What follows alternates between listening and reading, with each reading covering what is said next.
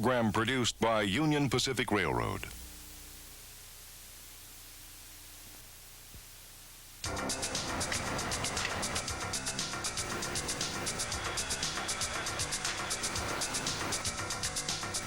"24 hours a day, 7 days a week, 365 days a year. Year in and year out, many industries face around-the-clock, around-the-calendar business schedules. The professionals who work these schedules live unique lifestyles. Railroading is just one of the many industries which must meet around-the-clock deadlines. We provide quality transportation services which our customers depend on. Railroading is a vital component of the transportation industry and is a member of the 24-Hour Society. Railroading is a way of life.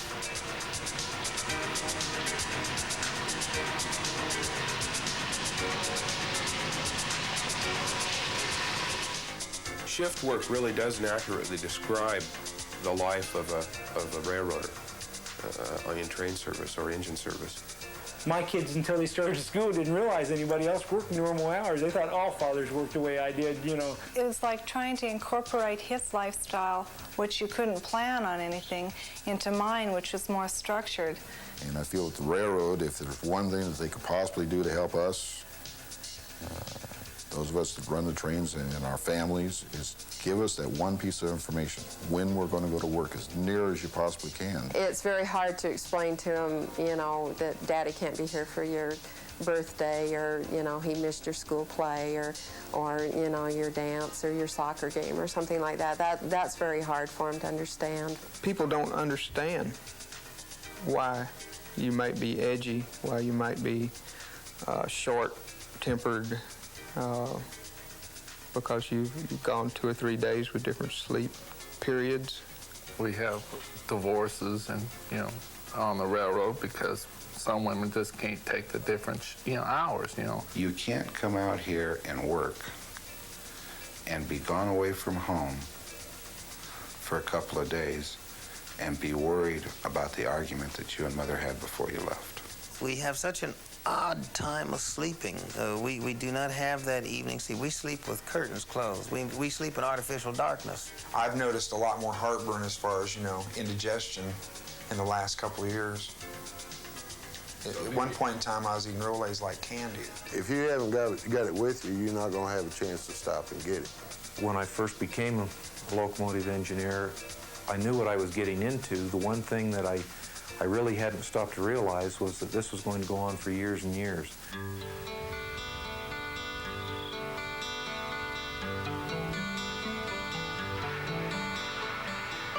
Railroading is a lifestyle. Railroaders work non-traditional schedules, have their own family interactions, hobbies, sleep habits, eating habits, and health and safety issues. In all shift work-related industries, conflicts arise from workers continually attempting to live an 8-to-5 daytime lifestyle, rather than living a lifestyle compatible with their work schedule. People continue living this daytime lifestyle because little or no educational material had been designed specifically for an alternate type of lifestyle for shift workers. Few examples exist for raising a family and having an active social life when you work such a schedule. Relying on traditional daytime patterns can result in conflicts. This program is designed to help you make informed choices by offering information and strategies about sleep, body rhythms, eating habits, family and social interactions, resulting in increased job safety and a healthier you. By better understanding these informed choices, you'll be able to improve your quality of life. These things are relatively independent of your work schedule, but are necessary if you want to be in a good mood, have energy for your time off, sleep better, and stay healthier longer. The majority of these things are under your control and are not directly the result of your schedule. Well, that's good, Doug. Some of you already practice appropriate strategies, but almost everyone can improve if they know what to do and why they're doing it.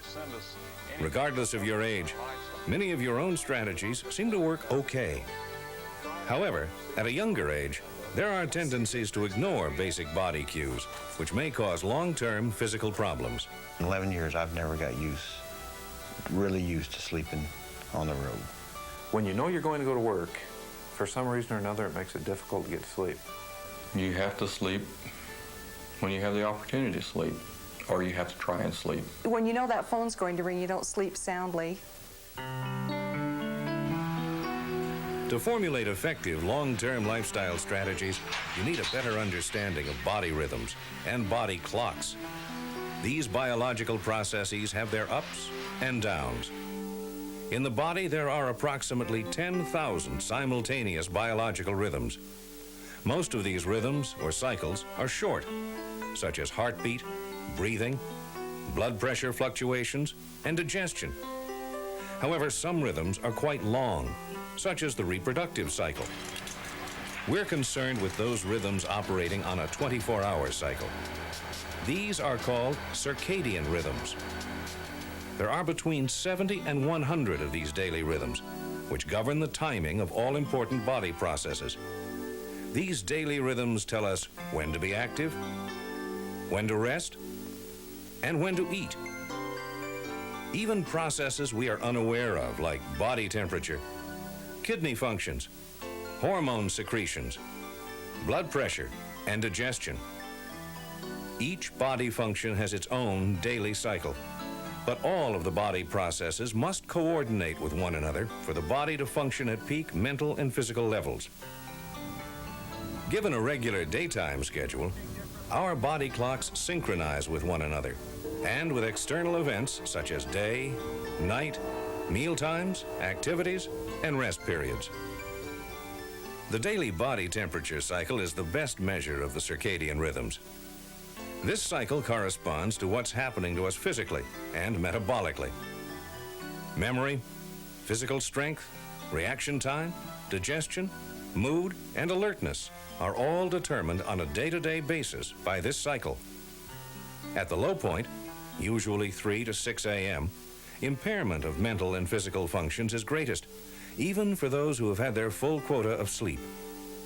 For those who are sleep deprived, the effects are greatly magnified and can readily lead to misperceptions, mistakes, and accidents. For someone who works days and sleeps nights, the body clock starts raising body temperature just before wake-up time and signals the body to wake up. Body temperature rises throughout the day, and with it, we reach a point of peak efficiency. At that point, we are most alert. Digestion is working well. Physical strength is at a high point. Reaction times are fastest. We're able to function best mentally, and our judgment is good. Later, an hour or two before bedtime, temperature begins to drop, and the body begins to slow down. As we sleep, other body processes continue to slow down. For example, digestion slows down and stops during the night. Blood flow to the large skeletal muscles decreases since we're not physically active. The body shuts down a number of day-related processes and activates sleep-related processes. When I get up here after having a night run, it's like I've been up so long that my body says, well, it's daylight, it's time to do something, but there's nothing to do but go to sleep.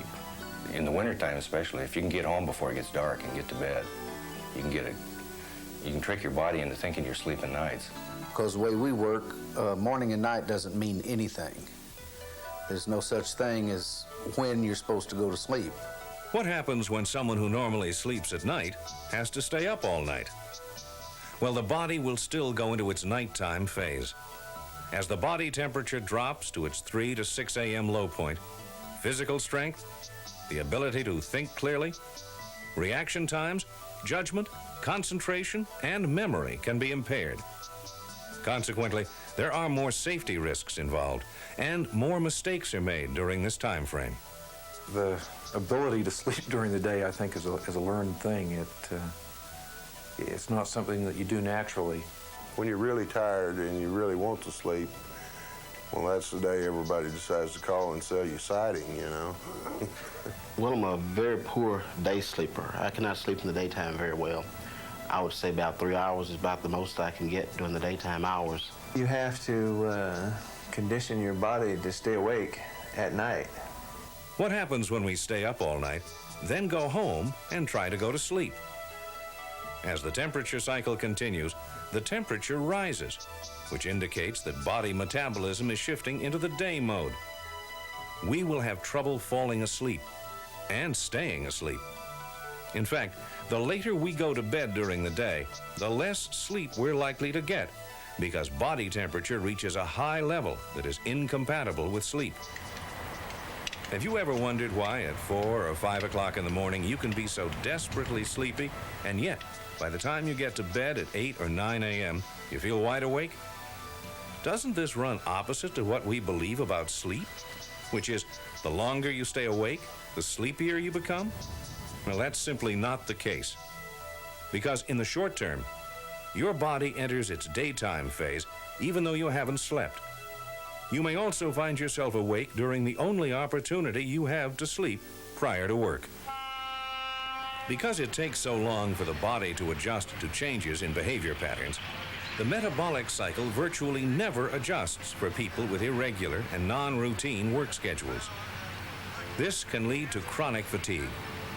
Actually, it's a state of chronic jet lag, where the body clocks and rhythms are in one time zone and the work-rest patterns and activities are in another. Getting adequate sleep and rest before working at night will improve your ability to function physically and mentally during the 3 a.m. to 6 a.m. period. Your body functions reach their low point between 3 and 6 a.m. During this period, reaction times may be slower, and memory, alertness, and judgment may be impaired. This is no time to take chances. Open the window up, drink water, just keep talking to that engineer. Wet cold rag, wash my face, and it may sound ridiculous, but my wrists and the bends of my arms. The whole secret of it is, as far as staying alert, and is getting your rest. Almost 80% of night workers complain of poor quality, inadequate sleep. Obtaining adequate amounts of good quality daytime sleep requires special preparation and effort. When we built the bedroom, we made it to where it'll be dark. Performing pre-sleep rituals such as taking a warm shower and reading will help you wind down and signal your body to prepare for sleep, regardless of the time of day or where you are. You just need a certain amount of time to sit and unwind. A lot of times reading will put me to sleep after a while. I can't just come in, even off an easy run, and even in the middle of the night, when I'm tired as heck, and just go straight home and go straight to bed. In the daytime, the earlier you get to bed, the better. As your body temperature increases during the day, it reaches a point incompatible with sleep. The biggest complaint of day sleepers is awakening too soon and being unable to return to sleep. The daytime sleep environment should be as much like night as possible. At one time, I carried these plastic trash bags with me, and I'd wet them and stick them up against the window. I have these 2 black sheets that I put over the windows. Darkening the room helped. Having the room soundproofed helped. When we bought the house that we're in now, it needed curtains and stuff anyway. So, along with my wife, got curtains. I bought room darkening shades. I go down to the basement at home if I'm going to take a nap. You know, we put the TV in one end of the house. My bedroom's in the other end of the house. Your sleep room should be dark and quiet. Use shades or aluminum foil, or arrange where possible a room specifically for daytime sleep, maybe in a corner of the basement. Like up here, I'll turn the blower on, either the blower or the heater or the air conditioner, and it'll drown out this noise that we got around here. White noise helps quite a bit. If I turn my TV on very low and try to sleep, I usually sleep a little better and at a longer time than if I just make everything completely quiet. Mask daytime sounds by operating a fan or air conditioner. A room temperature between 65 and 68 degrees will help retard the daytime increase in body temperature. Generally, it's best to sleep in one long sleep period. There are times, however, after working nights, where it may be better to grab 3 or 4 hours of good quality sleep and then wake yourself up. This is only a good idea if you know that you will not be called that night. You should be able to return to bed at normal time and sleep through the night. Irregular napping is a poor sleep strategy and should be reserved for times when you have no choice. I think the hardest thing for me and anybody else to do is to lay down and say, I have to go to sleep. I have to get rested. Obtaining adequate amounts of good quality sleep is probably the most important thing you can do for yourself. Sleep is not a uniform state. Sleep consists of several stages which have different functions for your body, mood, and mental capacity. Sleep stages are defined by brain waves or EEG rhythms. As we fall asleep, our brain waves and other body functions such as heartbeat, breathing, and digestive processes slow down. At sleep stage 1, we become unconscious and are no longer aware of the activities around us. Being unconscious, however, is not the equivalent of good quality sleep. 8 hours sleeping in stage 1 would make you feel as if you hadn't slept at all. From a physical standpoint, the most important stage of sleep is deep or delta sleep. It's during this stage that a growth hormone is secreted, which is necessary for your muscles and skeletal system. With inadequate amounts of deep sleep, we gradually become more fatigued, react more slowly, become physically weaker, and ultimately develop body aches and pains. Another vitally important stage of sleep, completely different from all others, is called rapid eye movement, or REM sleep. During this stage, which occurs about every 90 minutes, we dream. REM sleep is extremely important for proper mood and mental functioning. With inadequate REM sleep, we wake feeling unrefreshed, irritable, and depressed. We have more difficulty learning, remembering, and concentrating. Getting from one sleep stage to another is a gradual slowing down and transition process.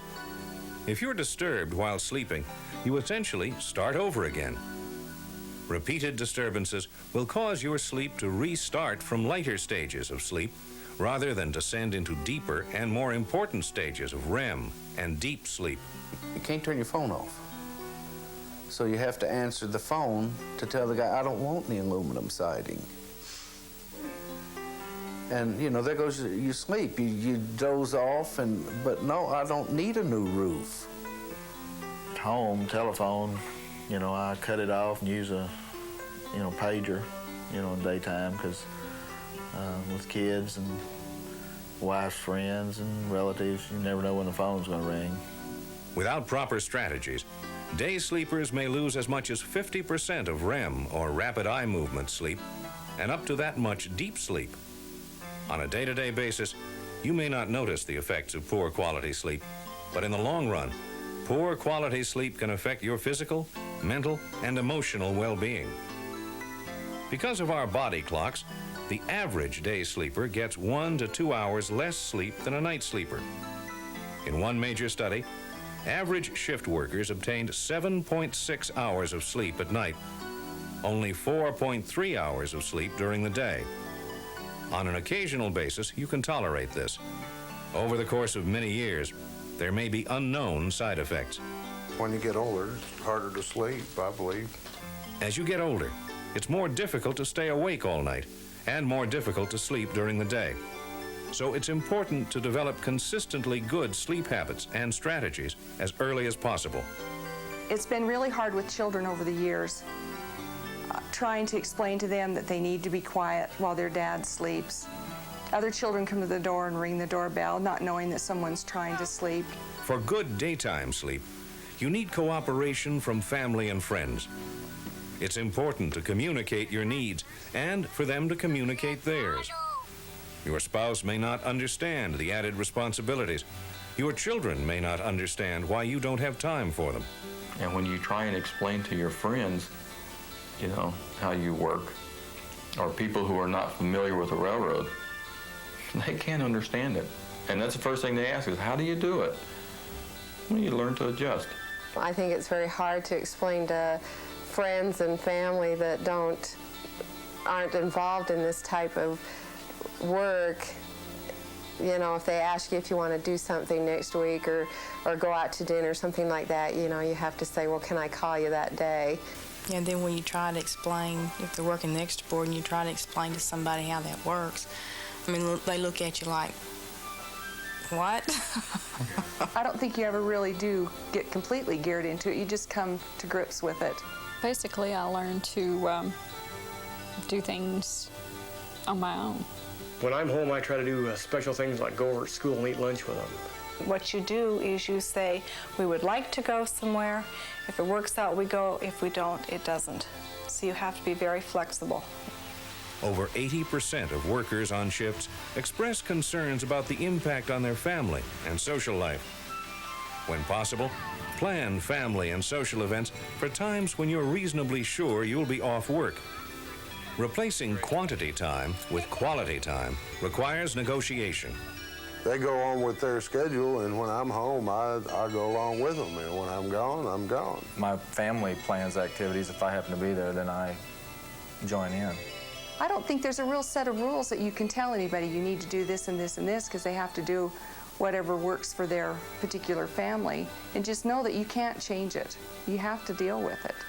And we just had to learn to maybe have Thanksgiving dinner the weekend before Thanksgiving or the weekend after, or, you know, you just have to learn to be flexible. The family and everybody else in the world lives by an 8 to 5, and this is a 24-hour operation, and they don't coincide. I don't think that we ever planned set activities that we would go anywhere for a weekend. A lot of times it was spur-of-the-moment type things. I tell everyone that I'm related to or associated with, when they press me for a schedule or a time, I say, do not plan around my schedule or timing. You go ahead and do what you need to do, and if I'm able to make it, that's great. If I'm not, maybe next time. 30 to 45% of shift workers report chronic stomach problems from the kinds of food they eat during the night and before bed. There's a lot of times when you feel like you're tired and you go to bed and you know you're staring at the ceiling because your stomach's churning. I won't eat as much greasy stuff like a hamburger or something like that in the evening as I would in the afternoon. If you're hungry and need to eat before bed, avoid greasy, spicy, or high-protein foods, which are hard to digest. Try breakfast foods like cereal, bread, dairy products, yogurt, fruit or vegetables. Like if I ate a Spanish omelet and then tried to go to bed on it, I could probably get some sleep, but I'd usually wake up a couple hours later with a little heartburn or something. Discontinue caffeine beverages at least 4 hours prior to bedtime. Sometimes, individuals try to counterbalance the effects of caffeine by resorting to sleeping pills or alcohol, which disturbs sleep and causes one to awaken feeling unrested. Because of our body clocks, the stomach is pretty much shut down during the night. Have you ever wondered why so many railroaders use antacids? It's not that you shouldn't eat during the night, it's just that you need to be careful what you eat. Generally, when I do eat before going to bed, it is at the away-from-home terminal, and it's generally a salad. I find that a salad is light enough on my stomach that I'll sleep a little bit better. Like last night, I got in. We got in about 1:30, and and I felt hungry. So a lot of times I'll go have a bowl of soup. Eating when you wake up helps reset your body clock and get you started, regardless of what time the clock says. If you wake up in the afternoon or evening, you should eat traditional supper-type foods, such as meat, potatoes, and vegetables, because this is when your body can best digest them. As the night goes on, gradually shift to lunch-type foods. Then, light foods, such as cereals, fruits, or dairy products. Stop caffeine at least 4 hours prior to bed. We eat awkward. We eat very awkward on this railroad. We eat out a lot. We eat along the road. We stop any place, we'll go get something. So we're doing all kinds of eating. And we will eat bacon, eggs, and hash browns at 8 o'clock at night with a bowl of cereal and fruit. And we'll eat fried chicken with mashed potatoes and gravy and dressing at 8 o'clock in the morning. Remember, the types of food you eat will vary depending on when you eat them. Eat heavier foods when you awaken and lighter foods as your shift progresses. Irregular work schedules can be difficult. However, there are many things you have control over that can make them easier. Some existing eating and sleeping habits, if continued over the years, may lead to health and safety problems. The weight room that the railroad put in here is very good. This exercise facility helps a lot. Putting cable TV in these clubhouses helped a lot. With the workout rooms, those have helped. At least you get some exercise. And if you're not too tired and you know you have to go to bed, run down and exercise a little bit. You'll get tired. Of utmost importance, get adequate sleep.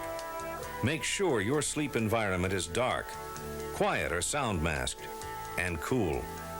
For day sleepers, get to bed as early as possible. This will keep your metabolism from waking you before you're rested. Maintain a normal meal routine, regardless of your work schedule. Always eat after getting up. Maintain consistent intervals between meals, regardless of the time.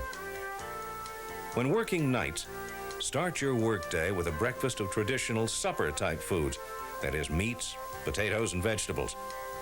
As the night goes on, gradually shift to lunch-type foods. Then traditional breakfast-type foods. Stop caffeine at least 4 hours prior to bed. If you're hungry before bed, eat breakfast foods. Remember, between 3 and 6 a.m., it is more difficult, biologically, to function the same as at other times. Your ability to concentrate, think clearly, remain vigilant, and react can be impaired during this time period. Be aware of this and work with your fellow employees to ensure that they stay alert. Whenever possible, prepare for your return to work before going to bed. This maximizes your sleep period. Use a beeper or pager if possible, and avoid all irrelevant phone calls. I have a beeper, a pager, and when I go to bed, a lot of times I don't want to be disturbed. I turn my recorder, phone message recorder, on with the volume down. I turn the bell off on my phone in my bedroom, and I take my beeper and I put it beside my bed. We finally ended up getting 2 phone lines. I can't have a phone everywhere on my place, so if you just want to get outside, you need a pager. I think that's something that I used to think they were useless, but I've grown to appreciate mine. Remember, there are family and friends who don't work your schedule. Be sensitive to their problems while making them more aware of your needs. Replace quantity time with quality time. This requires planning, communication, and cooperation. Whenever possible, keep your family informed of your schedule. Plan activities for when you're fairly certain you'll be free. Plan your sleep time around activities without sacrificing sleep. Many shift workers blame all their problems on their schedule. With increased effort to communicate, plan, and negotiate, almost all of these problems will be minimized. You have control over what you eat, when you eat, how you sleep, and how you deal with your family and friends. All these have a significant impact on your mood, your health, and your safety. This isn't a job, this is a lifestyle, this is a way of life. Maybe just if more people understood the difficulties involved with that, that'd be a good starting point. You have to learn to take advantage of the times you do have. Most people just can't give up their weekends and give up their... It takes a certain type of person to even work this lifestyle. Just to be positive about it, because if you didn't, it would just be constant stress. It's just a different life. I wouldn't do anything else. Railroading around the clock, around the calendar, must continue to be the safest and most efficient form of transportation. To compete in the transportation marketplace, trains must operate both day and night. We must continue to make improvements in the way we manage our assets, both the plant and, most importantly, our people. Your support is encouraged for the safety of our work environment and the growth of this company. Remember, railroaders are not alone in this 24-hour society. Having the flexibility and wisdom to maintain our position as leaders will assure a safe work environment for all our employees.